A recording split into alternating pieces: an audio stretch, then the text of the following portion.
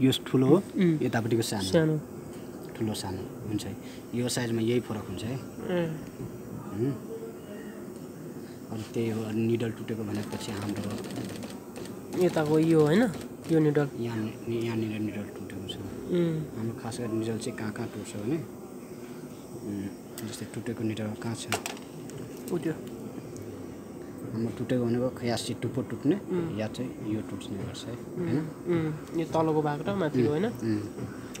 माथिको भाग भनेको यो टुट्छ तलको भाग भनेपछि तलको टुट्ने गर्छ प्रायः जसो अनि यिनीहरुको यो टुट्दैन हैन यो माथि यो उठेको भाग छ नि यो भाग यो कहिले टुट्छ टुट्छ यो टाइममा चाहिँ यो पनि टुटिराख्छ है कहिलेकाहीँ अब यो चल्दाखेरि हैन यो चल्दाखेरि अब इलास्टिकमा केही प्रब्लम चाहिँ यो सिङ्करमा प्रब्लम भयो भने यसले समातिरहेको हुन्छ नि अनि नचले पनि जबरजस्ती चलायो भने यो चाहिँ हाम्रो टुट्ने गर्छ क्या अनि यो पनि टुट्यो भने हाम्रो यो मोजाको फिनिसिङ राम्रो चाहिँ आउँदैन क्या किनभने यो राम्रोसँग चल्न पाउँदैन निडल माथि तल माथि हुन पाउँदैन त्यो कारणले चाहिँ टुट्ने गर्छ क्या प्रायः जसो यसमा दुईटा साइज हुन्छ हैन कति हुन्छ यसको साइज ठुलोको साइज कति रे यसमा चाहिँ अब त्यही यही हेरेर थाहा पाइन्छ कि यसले बट भन्छ हैन यो पनि आखिर सिङ्कर नै हो यसले अब ज्याक भन्न पनि मिल्छ हामीले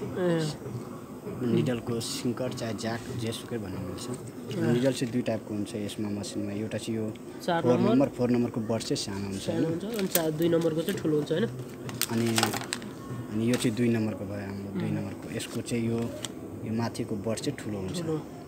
बाँकी चाहिँ सेम हुन्छ हाम्रो 160 निडल भएको मसिनको लागि हैन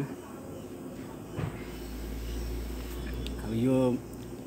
निडल टुटेपछि अब उठाउनको लागि चाहिँ यो लिचीलाई माथितिर गर्ने अब जस्तै यो बन्द गर्ने जस्तै यो लिची भयो अब निकाल्नको लागि बन्द गर्ने लिचीको लागि लिचीलाई माथि गर्नुपर्छ हैन अब यहाँ कोही निडल हाल्नु पर्यो भने लिचीलाई तल गरेर हाल्नुपर्छ किनभने यहाँ हाम्रो यो जुन यहाँनिर जुन स्प्रिङ छ नि हाम्रो यो स्प्रिङ अनि यो स्प्रिङले चाहिँ हाम्रो समाज छ यदि यो लिचीलाई चाहिँ हामीले तल छोड्यो भने यो निकाल्दाखेरि यो चाहिँ समातिहाल्छ टासिन्छ हैन टासिन्छ निकाल्न गाह्रो हुन्छ निकाल्न चाहिँ गाह्रो हुन्छ अनि लाउँदाखेरि चाहिँ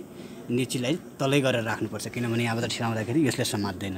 डाइरेक्ट निस्किन्छ त यो निडल फेर्दाखेरि हामीले यो पनि विशेष ध्यान दिनुपर्छ है टाइममा हैन अब किनभने यो समस्यामा निडल टुट्ने भनेको प्रायः जसो भइराख्छ के